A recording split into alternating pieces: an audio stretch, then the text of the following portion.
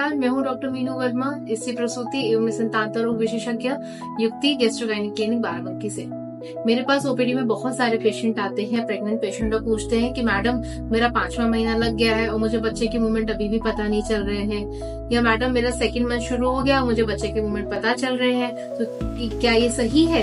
तो आज हम बात करेंगे फीटल मूवमेंट्स के बारे में। कौन से महीने से आपको फीटल मूवमेंट्स परसीव होने शुरू होते हैं, क्या वो संकेत है कि आपको फीटल मूवमेंट ना परसीव होने पे आपको डॉक्टर के पास जाना चाहिए दिखाने के लिए। चलिए वीडियो शुरू करते हैं। सबसे पहले हम जानते हैं कि फीटल मूवमेंट्स होते क्या है।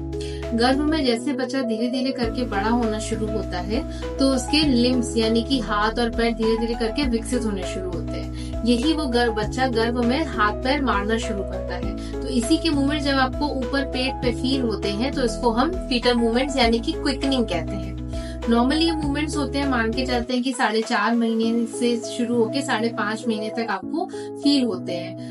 लेकिन जिनका पहला बच्चा होता है उनको बहुत ज्यादा आइडिया होता नहीं है, तो ये मूवमेंट्स जो है आपको 5.5 यानी कि 20 हफ्ते के बाद, कईयों को 22 हफ्ते 24 हफ्ते पे भी फील होते हैं। और लेकिन जिनका दूसरा या तीसरा बच्चा होता है उनको आइडिया लग जाता है कि फीटल मूवमेंट्स एग्जैक्टली होते क्या है। तो एज सून एज मतलब 16 हफ्ते या 18 हफ्ते के आसपास उनको, यानी कि 4 महीने के आसपास उनको बच्चे के मूवमेंट्स जो है वो फील होने शुरू हो जाते हैं। अब बच्चे के मूवमेंट्स कैसे फील होते हैं, आपको क्या लगेगा, आपको क्या सेंसेशन क्या आएगी? जैसे स्टार्टिंग में जब बच्चा बहुत छोटा होता है, 5.5 महीने का होता है, 4.5 महीने का होता है, तो जब आप बहुत ज्यादा ध्यान देंगे तो आपको हल्का सा पेट में बुलबुलाहट या कोई तितली जैसी या थोड़ा सा टिंगलिंग सेंसेशन आपको पता चलेंगे। जैसे कई पेशेंट को 5 महीने पे फीटल मूवमेंट्स पता चले और उसके बाद उसको दिन भर पता नहीं चले या अगले दिन भी पता नहीं चले, तो पेशेंट ना बहुत ज्यादा परेशान हो जाते हैं कि हमको 5 महीने पे फीटल मूवमेंट्स आज पता चला और हमको 2 दिन से पता ही नहीं चला। तो इसमें ना आपको परेशान होने की जरूरत नहीं है। होता क्या है ना, जैसे आप शुरू में बच्चा बहुत छोटा होता है, कई बार उसे मूवमेंट नहीं किया, आप कुछ काम कर रहे हो, आप बहुत बिजी हो या आपको कोई स्ट्रेस है, तो ऐसे में आपको मूवमेंट जो है वो पता नहीं चलेंगे। आपको अगर अच्छे से मूवमेंट परसीव करना है तो आप खाना खा के आराम से लेट जाइए और ध्यान दीजिए। जब बच्चा बहुत छोटा है, ये मैं 6.5 महीने के नीचे जो बच्चे हैं, 4.5 5.5 महीने की बात कर रही हूँ, तब आपको जब बहुत ज्यादा ध्यान देंगे तब आपको फीटल मूवमेंट्स पता चलेंगे। वो भी कभी पता चलेंगे, कभी नहीं चलेंगे। तो ऐसे केसेस में आपको बिल्कुल भी परेशान होने की जरूरत नहीं है।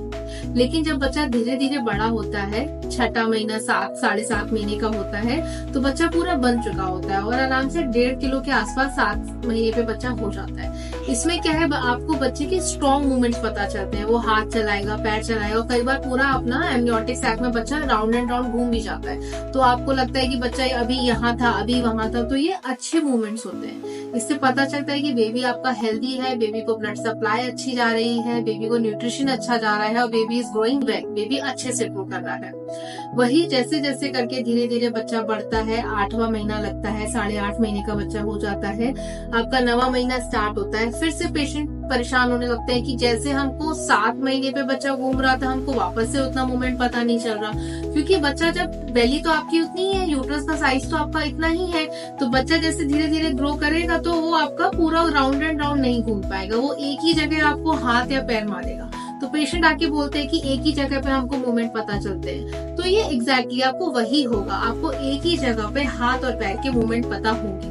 अब ऐसे में आपको बिल्कुल भी परेशान होने की जरूरत नहीं है। लेकिन यही मूवमेंट आपको 10 से 12 बार से कम अगर आपको पता चल रहे हैं तो आपको डॉक्टर को दिखाने जाना है। अब डॉक्टर ने कहा कि फीटल मूवमेंट काउंट आप घर पर करिए। अब कैसे करनी है काउंट, आपको कैसे करना है, आपको करना क्या है, और ये काउंटिंग जो है ये आपका 7.5 महीने के बाद इम्पोर्टेंट हो जाती है।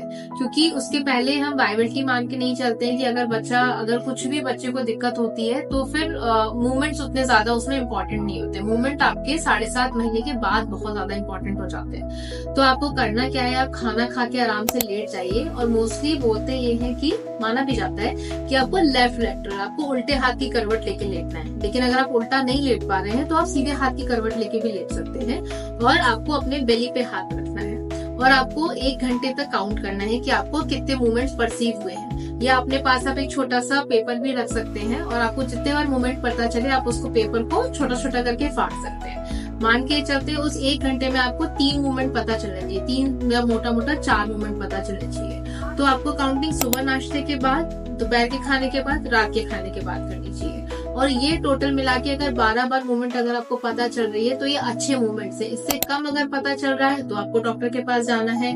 इसके ज्यादा पता चल रहा है तो आपको बिल्कुल टेंशन लेने की जरूरत नहीं है। और 10 से 12 बार पता चल रहा है तो मतलब ये हेल्थी मूवमेंट काउंट है, ये बेबी आपका हेल्थी है। तो फीटल मूवमेंट एक हेल्दी बेबी होने का बहुत अच्छा साइन है।